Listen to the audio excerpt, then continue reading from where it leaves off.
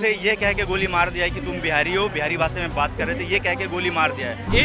इसका भाई गया है, इसकी माँ की आंखों के आंसू खत्म हो चुके हैं, पूरा परिवार तबाह हो रहा है, लेकिन कोई नेता घर पर नहीं पहुंच रहा है। अब पांडव मेरा भाई वही एक कमाने वाला था घर में, ये उनके आंसू इन 8 दिनों में उन आंसू तक सूख चुका है सर। मार दिया तो मार दिया, जांच होगा, सजा मिलेगी। ये गलत है सर, हम बिहार के लोग हैं, हम बिहार के लोग, आप हेल्प नहीं करोगे, आप मदद नहीं करोगे तो कौन करेगा।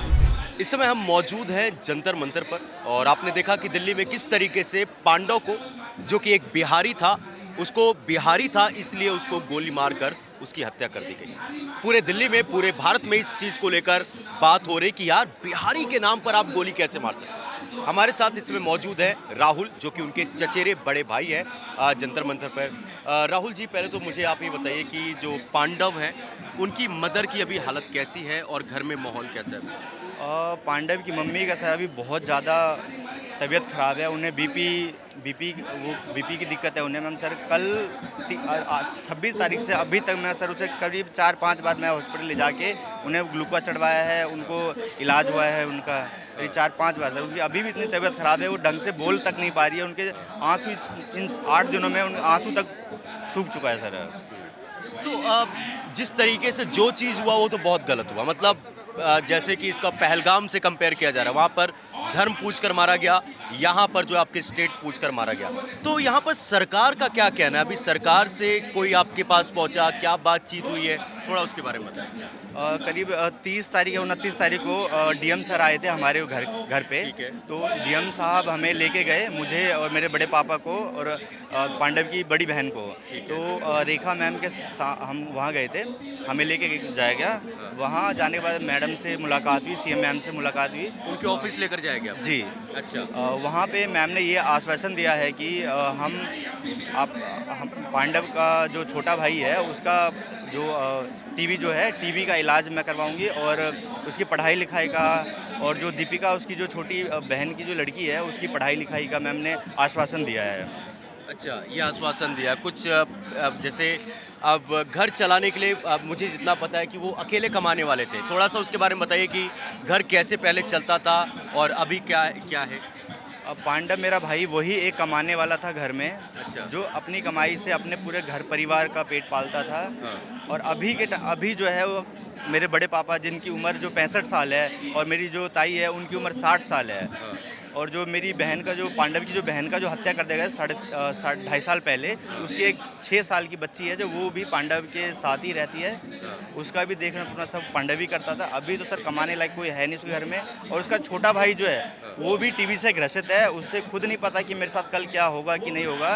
वो भी 9वीं में सर उसका नाम ये कह के काट दिया कि आपको टीबी है, कहीं किसी और को ना हो जाए, ये कह के उसका नाम काट दिया गया। उसके परिवार में अभी सर कोई कमाने वाला नहीं है। टीवी है इसलिए के उसका नाम काट दिया गया। और अभी सर उसके घर में कमाने वाला कोई नहीं है।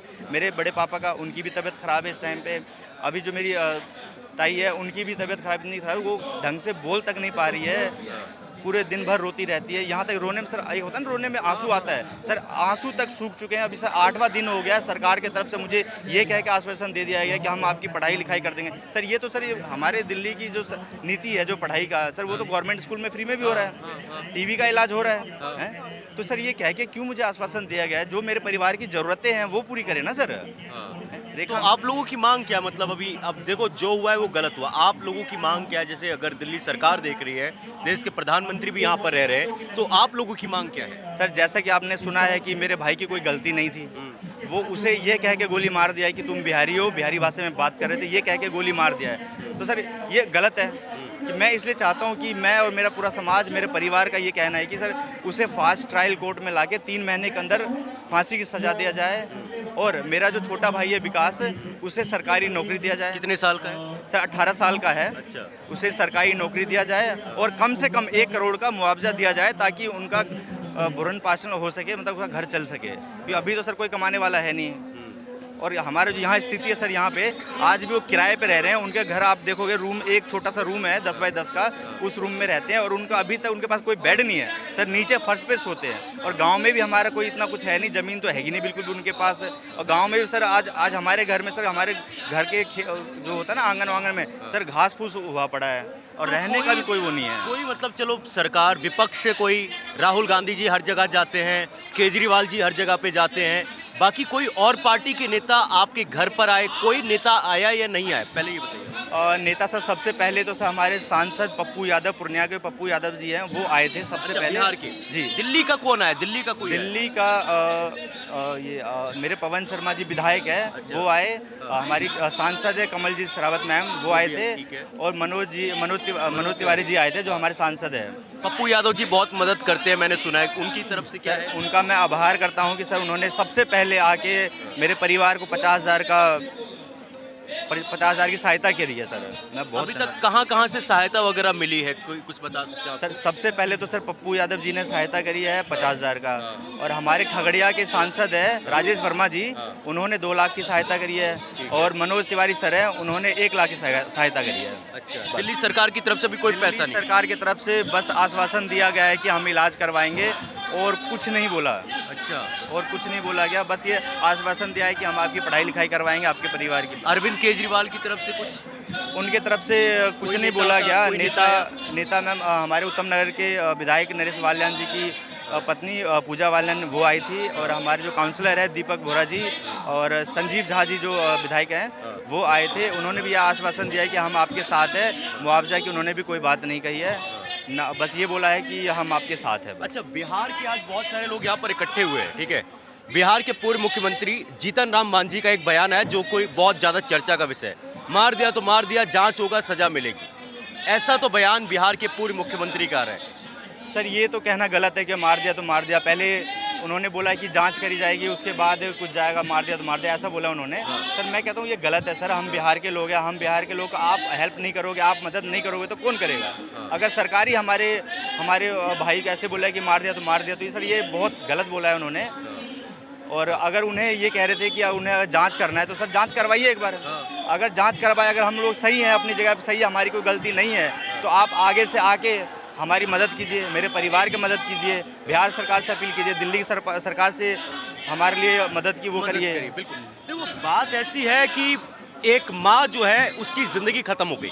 अब आप 10 करोड़ दे दो, 100 करोड़ दे दो, उस माँ को अपना बेटा जो है वो नहीं मिलने वाला है।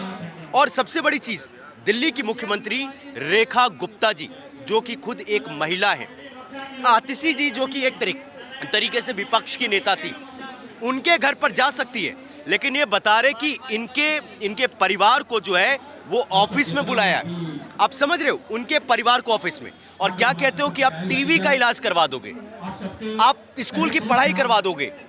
मैडम जी सरकारी है वो, आप क्या कर रहे हो? आश्वासन से पेट नहीं भरता।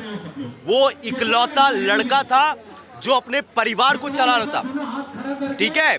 और आपके किसी नेता के यहाँ पर होता है, प्रधानमंत्री मोदी जी बिहार में पहुंच जाएंगे, राहुल गांधी जी पहुंच जाएंगे, अरविंद केजरीवाल जी पहुंच जाएंगे। इसका भाई गया है, इसकी माँ की आंखों के आंसू खत्म हो चुके हैं, पूरा परिवार तबाह हो रहा है, लेकिन कोई नेता घर पर नहीं पहुंच रहा है। आप ये देखें, ये बहुत शर्मनाक चीज़ है। कहने को दिल्ली की राजधानी में है, लेकिन कहाँ है वो नेता? 20 किलोमीटर 22 किलोमीटर दूरी पे है।